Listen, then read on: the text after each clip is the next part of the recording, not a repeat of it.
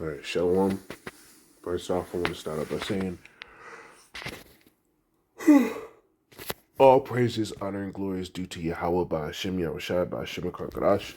It's all praises to the world calls God, whose true name in the Hebrew is Yahweh, by Hashem being in the name, and Yahushai being in the name, but only begotten Son. Double honors to the elders and apostles of Great Millstone. Peace and mercy to the hopeful elect preaching this word in truth and sincerity. My brother Tazabah, the Great Millstone Arizona camp. Lord will with another video to edify. And I wanted to, just going on this topic a little bit. And I'm going to play it because, what Esau has done was he has, he's done so much evil in the world that he has, basically cornered the market on words and phrases off of his ill dealings. Like the scriptures say, that the infamy, right?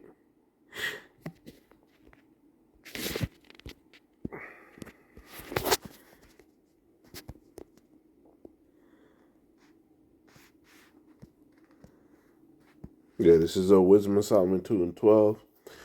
It says, "Therefore let us lie in wait for the righteous, because he is not for our turn. He is clean contrary to our doings. He upbraided us with our offending of the laws." This is going into the thought process of the wicked, right? And Esau, Edom, so-called white man in the earth. He is the wicked of the earth. Malachi 1:4 tells you they are the people that have the border of wickedness, right? It says, "And objected to our infamy, the transgression of our education." And when you go into that word infamy, it goes into ill-gotten name, right? And he's turned words that normally everybody would agree that they have. Like, people try to act like it's not that, but truly, and we're going to get into it. So let me just play this and we'll get into it, man. Everyone wasn't equal because the slaves wasn't equal to the Constitution was written. I'm arguing on is this. So, and I don't think we have a disagreement there. I don't think me and 6'5", we never disagreed on that part. The part where I'm arguing on is this.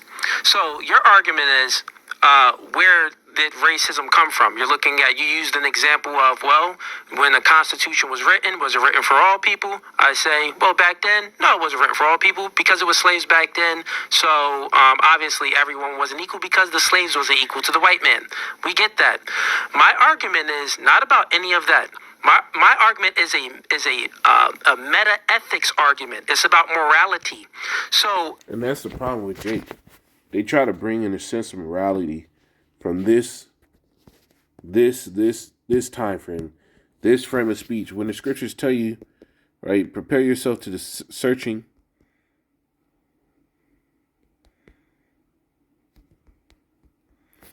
Let me get this, man.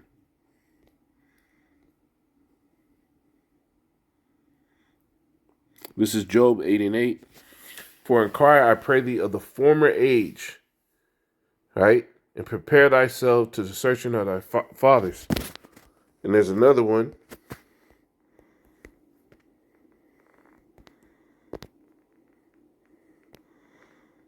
This is Jeremiah 6:16. "Thus say Yahweh, stand ye in the ways, and seek ye, and see and ask for the old paths. Where is the good way, and walk therein, and ye shall find rest for your souls. But they said, we will not walk therein." And the old way is to know your enemy, right? And as you heard him, and as you know, this is going to go into the whole is racism, is racist, inherently or morally wrong. What Esau did was not racism. What Esau did was hate. What the so-called white man did was hate. Going across the world to enslave an entire bunch of people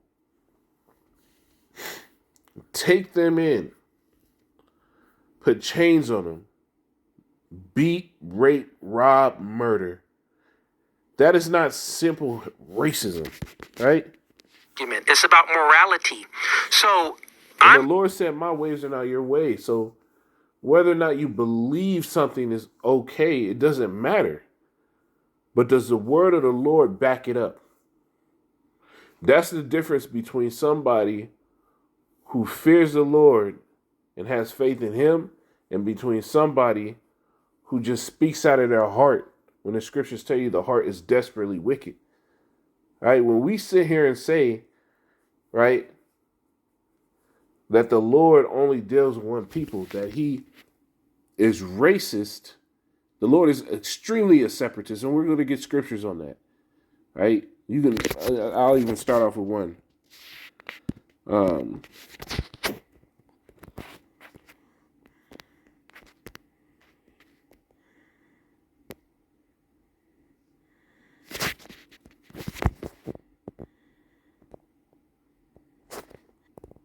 Deuteronomy 7 and 6. It says, "For thou art a holy people unto Yahweh thy power." This is talking to Israelites.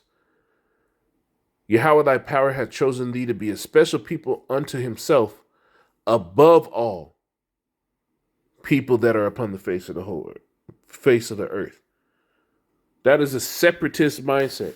That is a supremacy statement that you are better than everyone else. I'm coming from, is racism morally right or morally wrong? We know that there is some scriptures can be, interpreted to seem racist. We know that. We know. So that's the problem with Jake. They want to come out of their own. They want to come out with a whole new way of thinking outside of what the Lord said, and that's the problem. The scriptures tell you if they speak not according to this word, there's no light in them. Right? Coming out of your own mouth doesn't matter. What does the Lord say? It's not some scriptures. The entirety of the scriptures was written in a supremacist, racist mindset to where it put the Israelites above everybody else. It brought down the heathen to a beast level. It said the Lord counted all the nations as to a drop of a bucket in comparison to Israel. Small dust of the balance. If you had a bucket of water and a drop of water fell out that bucket, you're not going to care about it. If you had a lump of gold and some small dust got onto the ground off of that scale, you're not going to really go crazy about that dust. No, you're worried about the large sum, which is the elect, the Israelites. The Lord put Jacob above everybody else, and all the heathen were brought low. But what happened was, because the great wickedness that Esau, the so-called white man, did, he changed the meaning of words by his deeds. Right? By his deeds. So what was racism? Something that the entire world and every nation could agree that they have the same thing. And China's a very good example. China is an extremely good example. They use TikTok. I think, yes, China used TikTok to educate their people about how they're great and everybody else ain't shit. Esau tried to do the same thing, but this devil hasn't fucking achieved anything other than killing. See, but what happened was when Esau did his wickedness, when he killed all these people, committed genocide, right, on the Native Americans, which are the tribe of Gad and Reuben, the Spanish Inquisition, right, the Triangle Slave Trade, Transatlantic Slave Trade, right, when they were taking Jake from North America over here, the Gadites, so-called Native Americans, and shipping them to Europe. right? Before America really got established. And then they beat your names out of you, took away your culture, burned you alive, hung you in mass, boiled down certain of you to oil, that people equate that to racism, right? The real understanding for the word racist is not in and of itself negative, right? When you go into this word racist, right, you got to go through this a little bit, right? It says ist, right? That word ist says forming element, meaning one who does or makes, also used to indicate adherence to a certain doctrine or custom. It says, where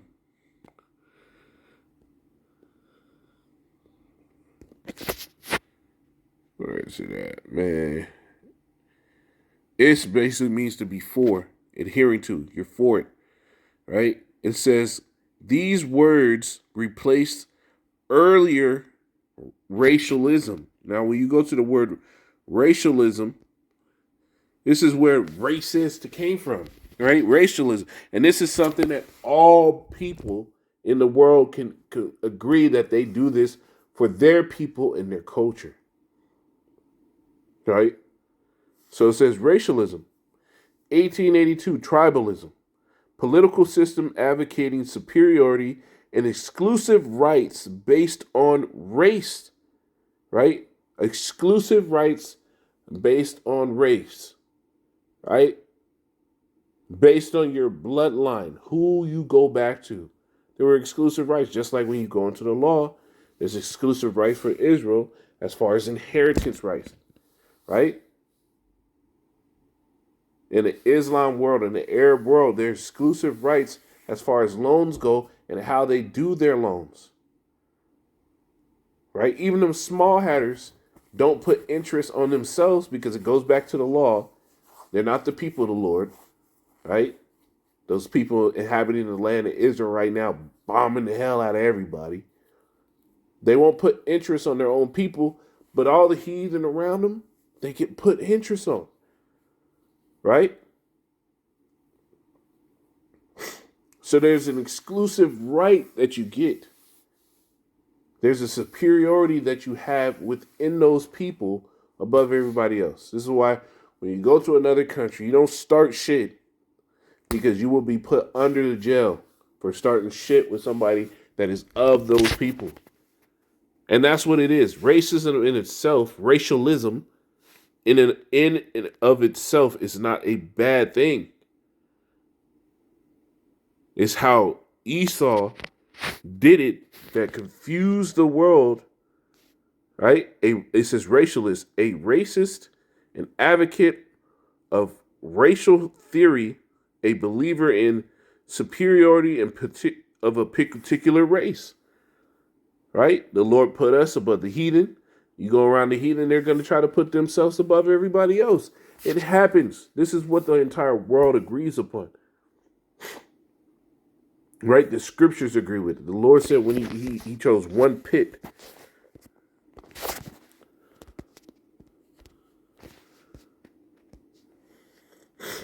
This is 2 Ezra 5 and 23. It says, it said, O Yahweh, that bearest rule of every wood of the earth and of all the trees thereof, thou hast chosen thee one only vine, and of all the lands of the whole world thou hast chosen thee one pit, and of all the flowers thereof one lily. Right? He's putting these things in their groups above everything else. Right? There's a bunch of flowers. Because he chose one to be better than the other, does that mean that is bad? Is it morally wrong? No. The heathen are going to be put in subjection and put on the Israelites for nothing.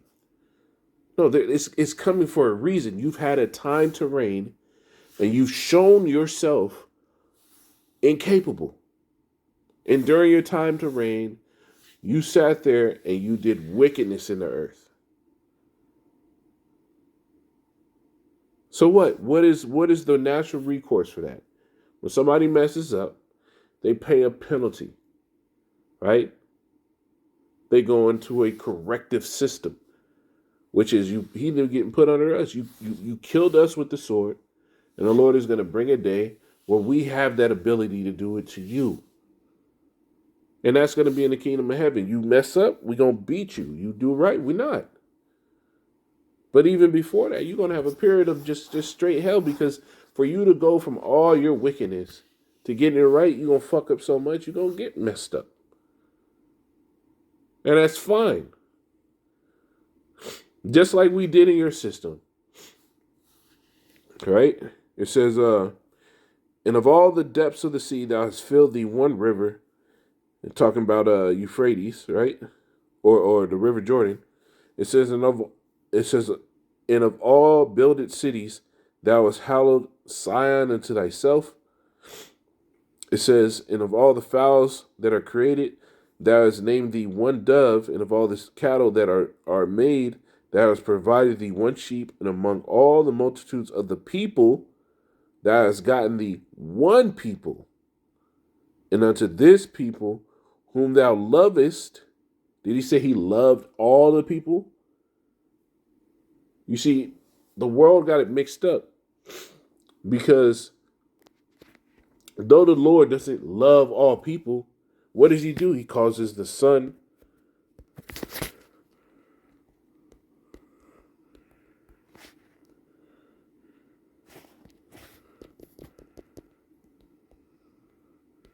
Let me see if I get this real quick.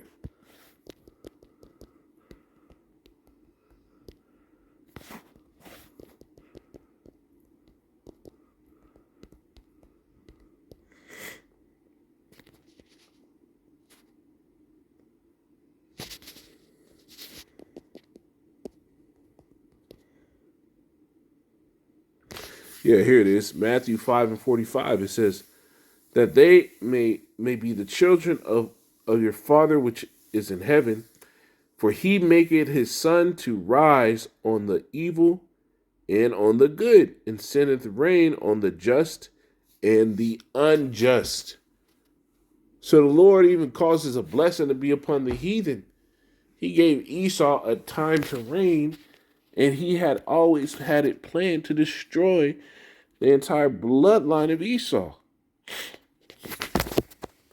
When he didn't have to bless him, he put it in Isaac's mouth to sit here and give him a blessing. It's like you.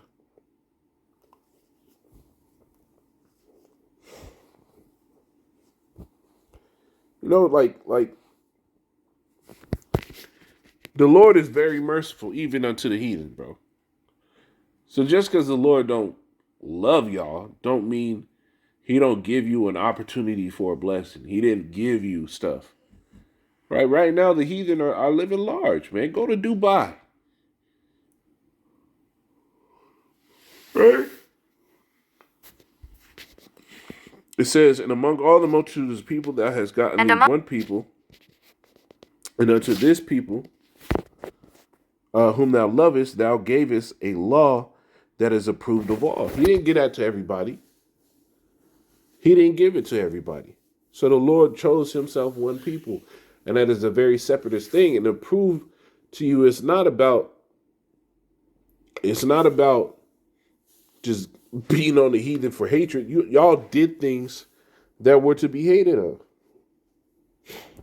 The scriptures tell you, cursed be the cities that receive thy children, thy sons. Right? Everybody's going to pay. There is a collective judgment.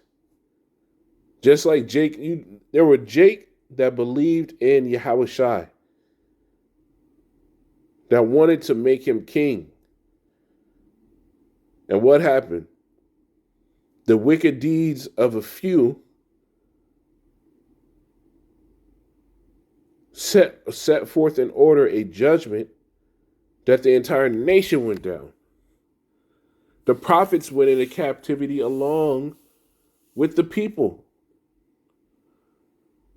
Now, is that hatred? No, because there's a scripture I wanted to get just to prove that, and we can wrap it up there. I don't want to make this long. This is it's in 2 Samuel, the 21st chapter. Right now, a little backstory on this, right? Now, this story ties back to the two kings where it talks about let them be hewers of wood.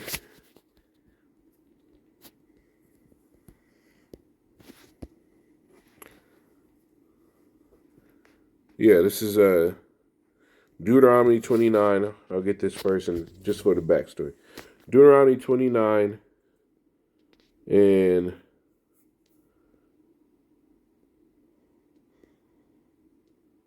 in 7. It says, and when ye came unto this place, Shihon, the king of Heshbon, and Og, the king of Bashan, came against you in battle and smote the Reubenites, Gadites, keep the...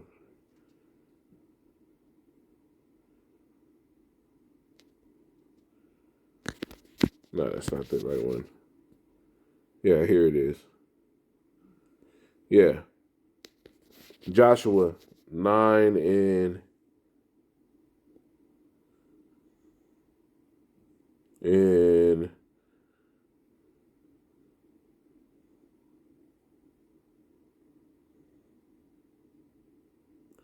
yeah, here it is.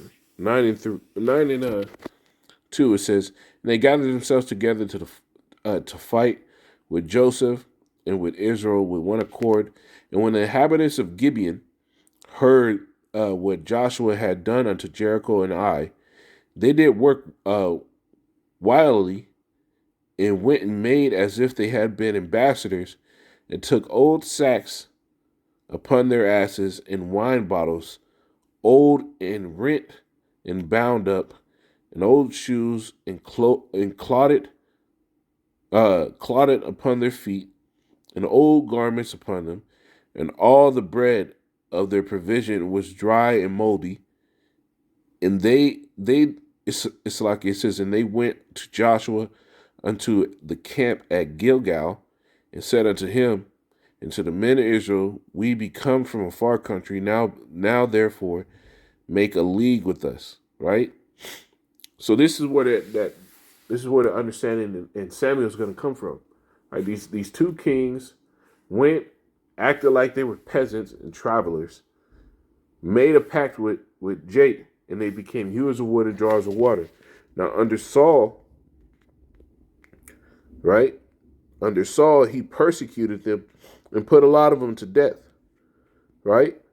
Which that was against the covenant and the pact they made. So what happened, right? And when you go to 2 Samuel 21, starting at the 6th verse, or starting here, I'll start at the first verse. It says, then there was a famine in the days of David three years.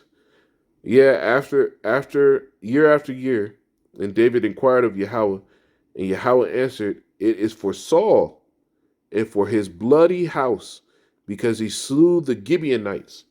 Those are the people they made a covenant with, that they wouldn't kill him, but you're going to be servants to Israel. The hewers of wood and jars of water means to be servants, right?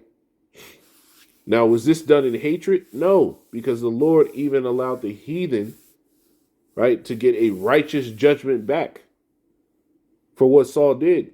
It wasn't done as if Esau does it. Somebody lies about raping a white woman, the whole town comes together and just lynches a random nigga, right? Chops up his body parts, sends postcards, everything like that. No. It was still done in righteousness. There's nothing wrong with that.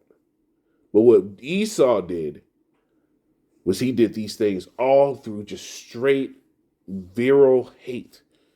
It says, and the king called the Gibeonites and said unto them, now the Gibeonites were not of the children of Israel. See, they were not of the children of Israel, but of the remnant of the Amorites, and the children of Israel had sworn unto them, and Saul sought to slay them in his zeal to the children of Israel in Judah. Therefore David said unto the Gibeonites, what shall I do for you?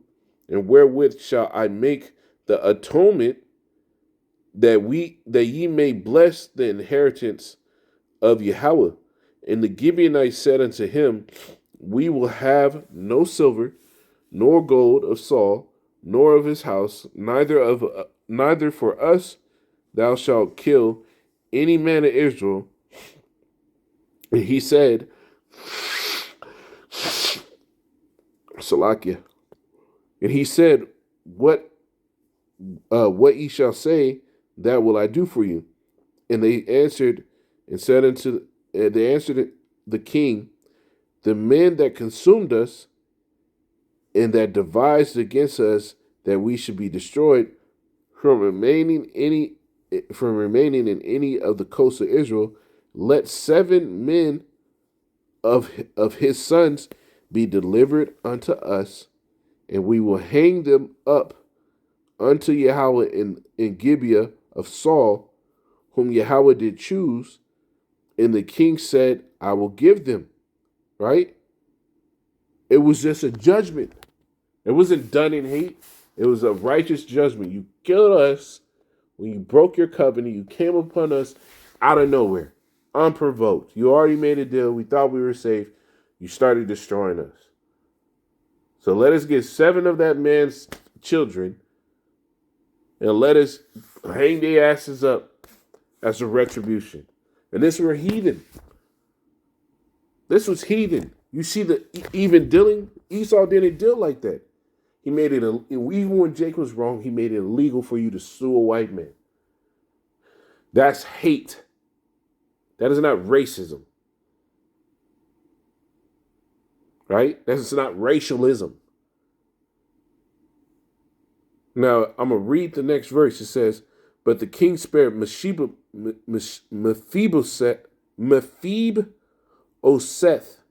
That was Saul, not Saul, but Jonathan's son, who was crippled. The son of Jonathan, the son of Saul, because Yahweh's oath that was between them, between David and Jonathan, the son of Saul. Right? There was a righteous dealing. Esau didn't do that. So my whole point of bringing this out is there is nothing wrong, nothing morally wrong with being racist. It means to be for your particular people, to lift up your people above every other people. And they do that all throughout the world. Listen to how a fucking Italian talks. I mean, fucking watch the World Cup. They lift their nations up against everybody else. It's not no collectivism thing. The Olympics come around, and what is it? It's a game in superiority. What nation is best? What people are best? There's nothing morally wrong with it, but what was wrong was what Esau did. You get me? But Lord willing is edifying. I'm going to say shalom.